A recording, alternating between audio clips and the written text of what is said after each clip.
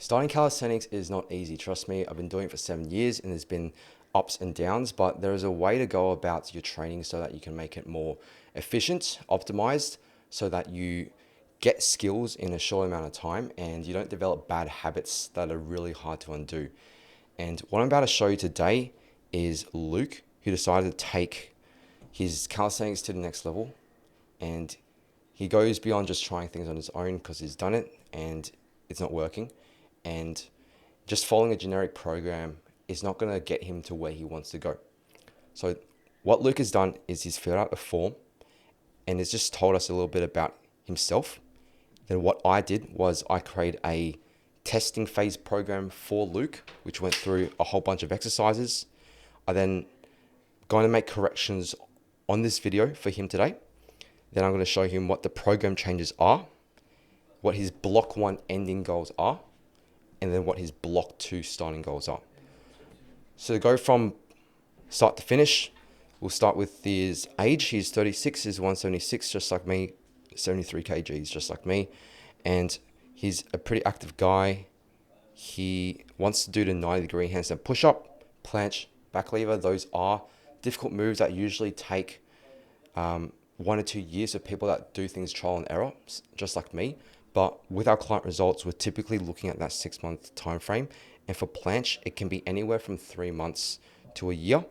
And then back lever is just a no-brainer. Very, very easy.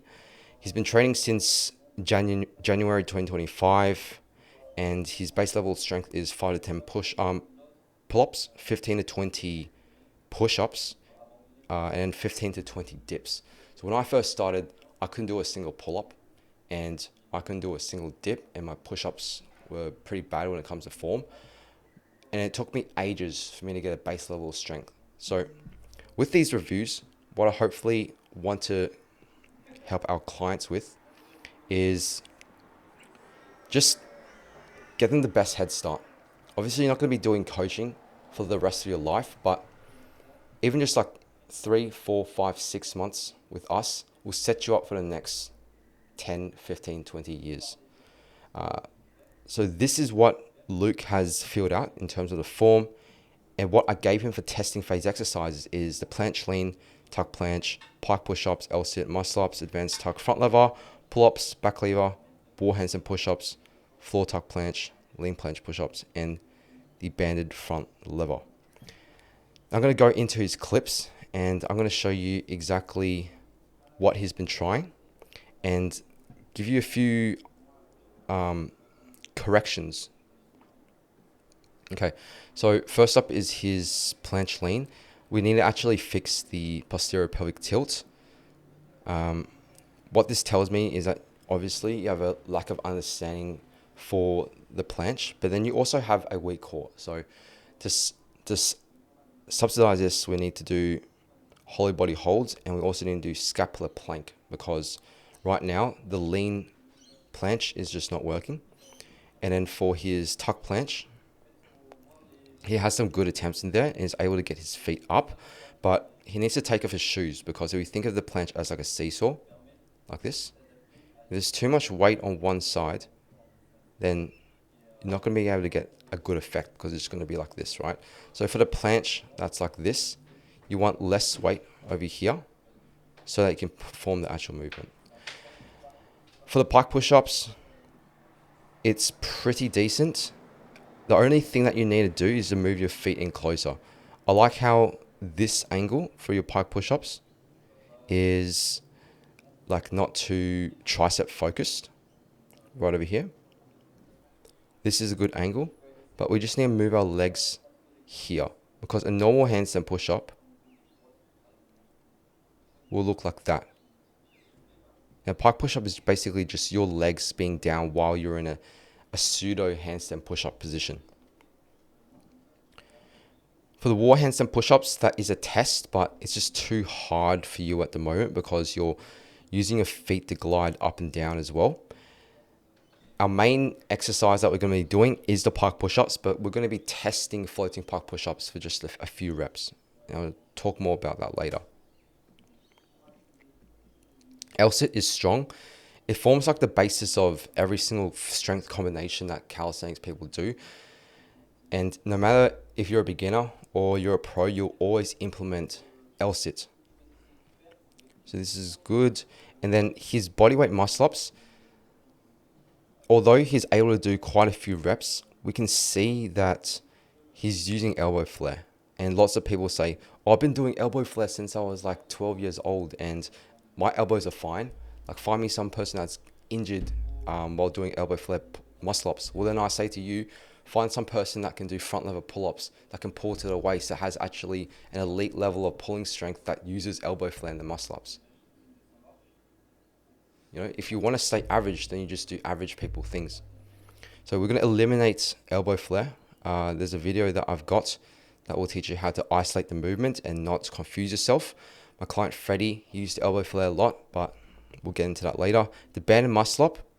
This should be easier for you to perform, but as you can see, still flares his elbows. So it's not actually a strength thing. It's just a mind-muscle connection thing, and that needs to be eradicated as soon as possible. The advanced tuck front lever is really nice. This is something we can work with, but again, with the shoes, right? This needs to go. Shoes off for everything with calisthenics at the start. I only use ankle weights and shoes because I just want to show how hard it is to do it with weights, because it genuinely adds a lot of weight. Then the next thing will be more handstand push-ups. Yeah, so planche lean push-ups.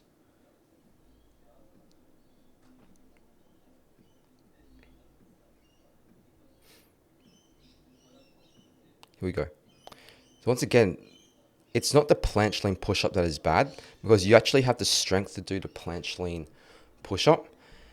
Your fundamental understanding of the planche in general is just flawed, because you don't have any serratus anterior engagement. You don't have any knowledge in posterior pelvic tilt.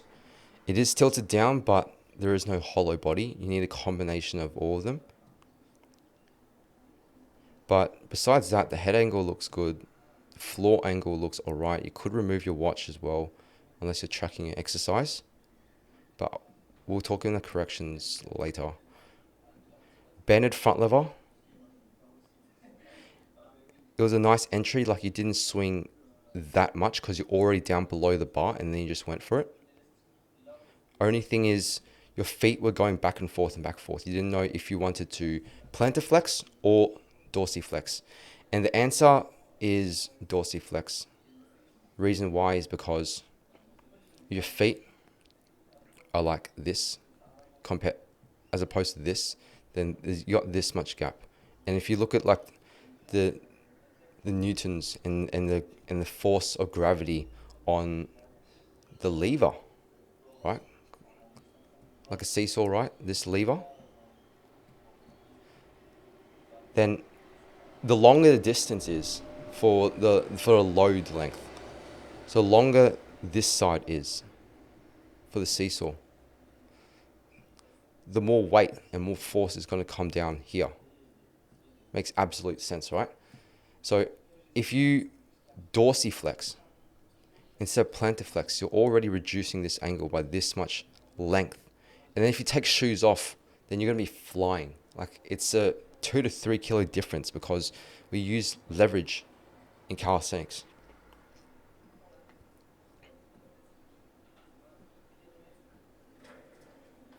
And I do recommend doing pike push-ups on floor, but for tuck planche and for lean planche push-ups, definitely use parallettes.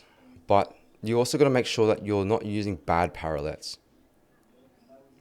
because lots of people, they say, oh, floor is easier and parallettes are harder. But then I look at their parallettes and they look like this. They're like $3 plastic ones that have no grip, no stability, and actually make it harder than the floor. I'm going to be completely honest. Going to corrections and videos, there's a bunch that I'm going to send to Luke.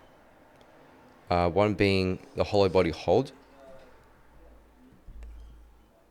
This one is just like an extra tutorial, but within the app itself, Luke has hollow body holds as a warm-up over here. This is another explanation. And for the muscle up, instead of you doing it in 2 parts, you want to separate it. So go for it. And then once you're balanced up here and your elbows in, then do the dip. Just like my client Bailey, they learned it in 5 minutes. I'm going to send this video to him as the proof and just for more detail. Look how he goes for it.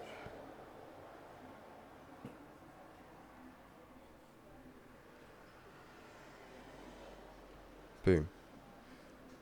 So what he needed to do, if he wanted to fix his elbows, which wasn't really the issue with him in this video, because in this video he couldn't do a muscle up at all.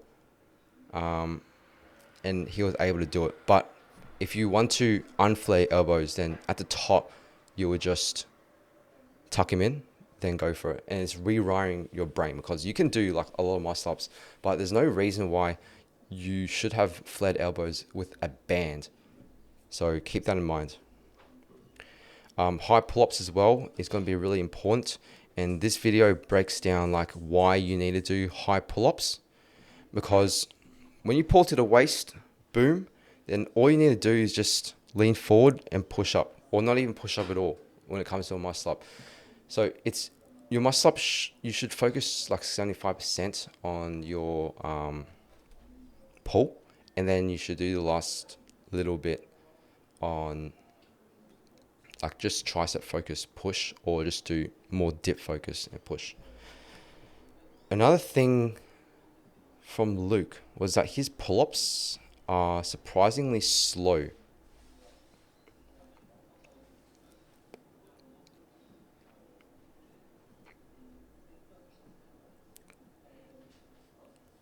Like these look like they struggle way more than they should be. So if your pull-up numbers are slow, if your pull-up reps are low, and the speed is slow, then there's a problem. It's all right to have low reps if you have explosiveness. But what this tells us is that it's going to be hard for you to do front lever pulling. It's going to be hard for you to do a high bar pull-up unless you have the proper technique. So the proper technique, and I've got a few videos covering it, is like this. Boom. Boom. So I'll send these videos to Luke. You can just look over them. But the technique is you want to activate your scapulars.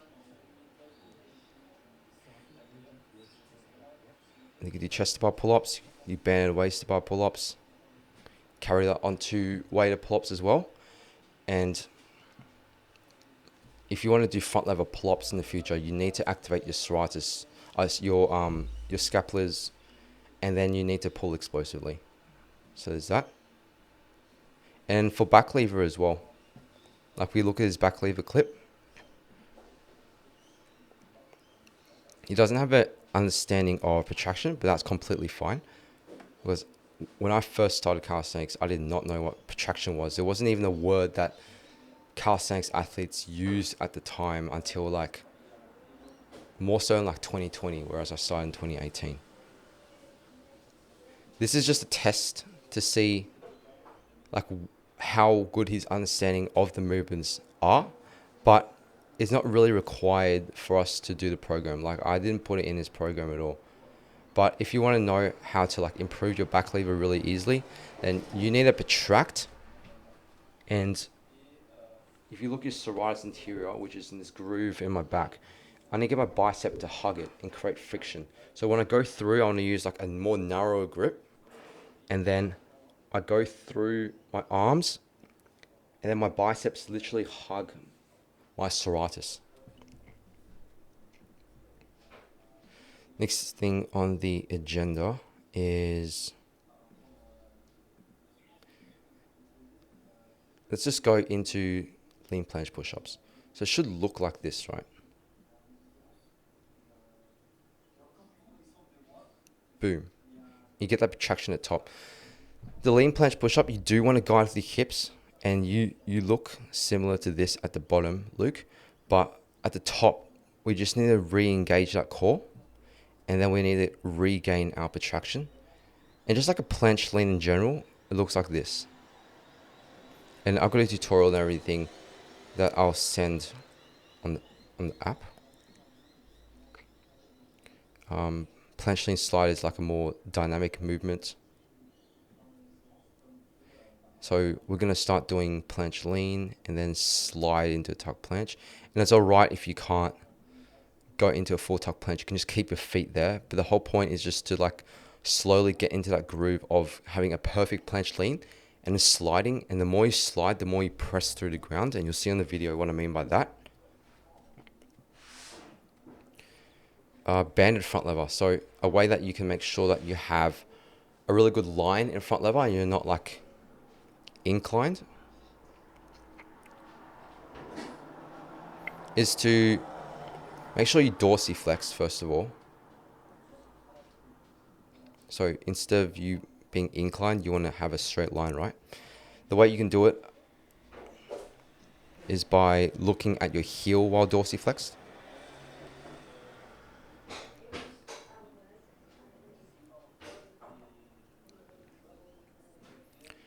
So I can see my heels, that means that it's inclined like this, right? If I can't see my heels and my hips are covering them, it means my line is straight. I'll send this video to you as well. That should be all the corrections. Dorsiflexion. Oh yeah, another thing with pull-up top range is we need to do inverted rows, because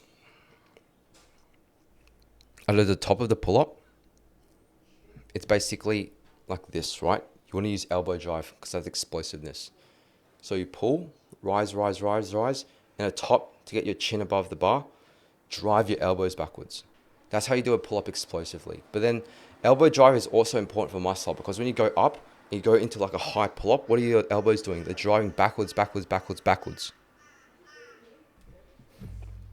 I'll show you over here. Elbows drive backwards. You see with the muscle up? Boom. Even with the high pull-up as well. Elbow drive. And then when you're doing front lever pull-ups, that's literally all elbow drive. We just need to build like a stronger foundation at the start. And so then when we do these harder movements, it'll be so easy. Super easy. Okay, then for program changes, we've got explosive pull-ups. So I think banded high pull-ups will be a bit too hard to start this block off with. So we'll just do explosive ones for now. Kind of like how Matt is showing us. Just a little bit of a step in.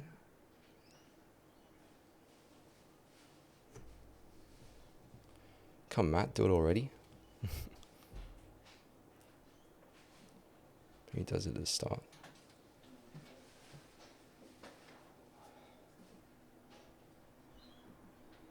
Boom, there you go. Yep. So add that in.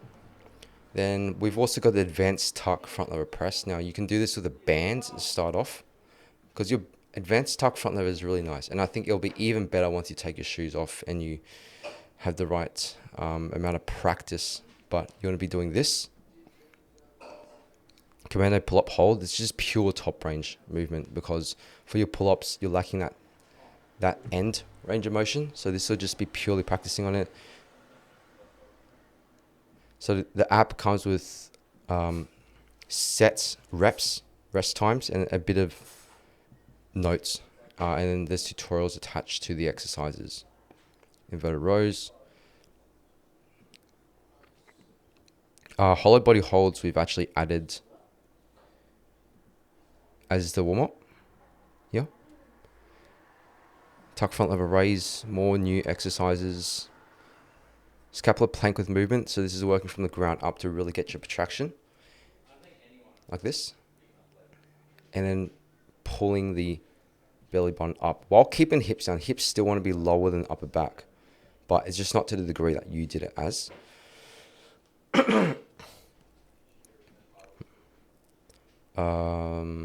Tuck to advanced tuck planche. That'll be here. So just a good bridging exercise to go from tuck to advanced tuck. And once you get comfortable with that, then we'll start doing banded advanced tuck. I think bands are a little bit too complex to introduce as the first block. And then we have false grip hangs. That's just a cool down, because false grip, you want it for muscle up. You just like protect your wrists, and false grip is good for front lever, because then you'll be able to do advanced tuck pull-ups and front lever pull-ups in the future. And the faster that you condition false grip, the less that it will hurt, because it hurts a lot at the start. I do understand. I've been there before, but that's why we need to do it. Okay, so what are blocks? Let's say that we want to help Luke get 90-degree hands and push-ups, planche, and front lever. We need to make sure that we don't overwhelm the nervous system and freak out over these goals. So what do we do when we have a goal that it seems really big and we don't know how to tackle it? We break it up into blocks. So block 1, we're going to sharpen the axe. We're going to make sure that we have the right form, optimized workout structure, and the proper guidance, and understanding theory behind the movements. Then block 2, this will be when we're refining things and just going the next step up, introducing a few more complicated techniques. And then block 3, this is when we'll just be getting like a bunch of gains. Because if I was to chop down a tree, I would spend the first few hours sharpening the axe. So block 1 ending goals by the end of this, and I'll be making corrections as we go. By the end of the first block, I would want him to get bent arm press to handstand, advanced tuck front lever press, advanced tuck planche, and a waist to bar pull up. Okay. So I've got this program for now. If he wants to continue learning from me, and he really wants to build his base foundation for calisthenics, which will last him 5, 10, 15 years, then he'll just keep sending his clips. I'll adjust everything as he goes. If he needs more help, I'll give him more reviews. But at the end of this block, and blocks are usually about a month, then I would want to be able to see this so that we can start block 2. And then what block 2 starting goals will be is he'll be comfortable with floating park push-ups, which is kind of testing right now. I want him to be comfortable with doing a banded full front lever press, banded straddle planche, and advanced tuck front lever pull-ups. If I can see evidence of this, there's a really good sign that he's on his way to the next level. So this is good. So the program, it's interchangeable. It's on an app. You just build it on your phone. Pretty straightforward. But another thing that I want to go through is the school community. So let's say that you're a beginner and you don't know if you want to take calisthenics long term, and you just want a bit of general advice. You'll go into the link in the description below, and you just get calisthenics programs. You can just try it.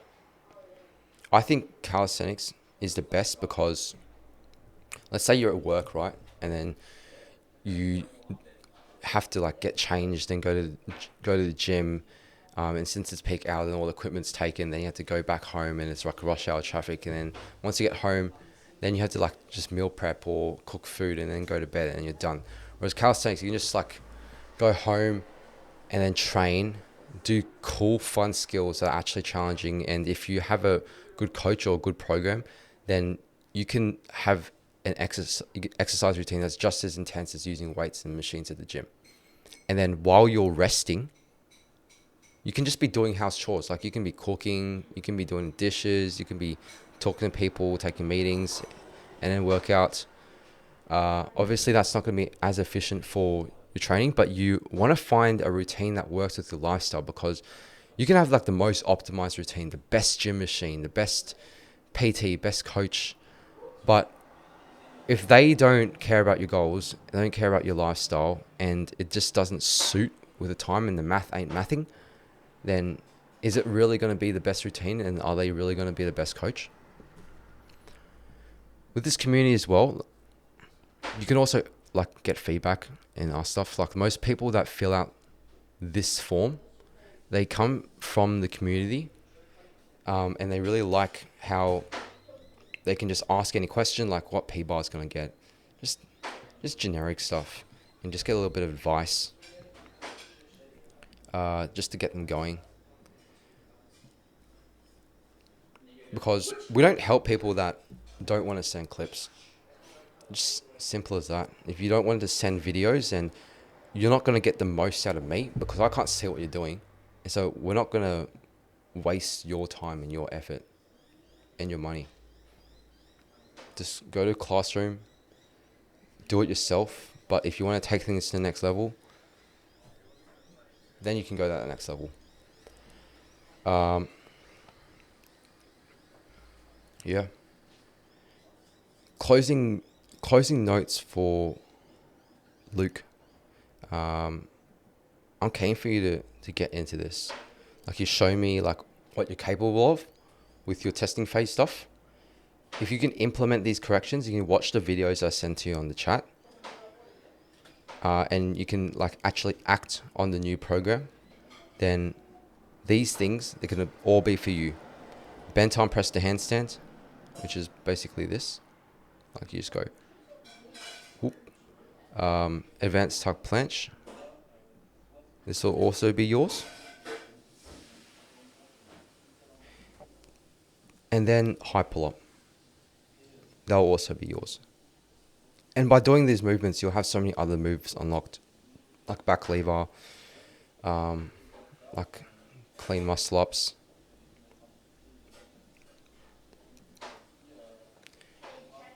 Yeah. Okay, guys. Link in the description below for the Skool community. And if you have any questions about the bits and bobs about how I operate, then shoot me a message on Instagram. That's where I'm most active. But with clients, I do stuff on WhatsApp.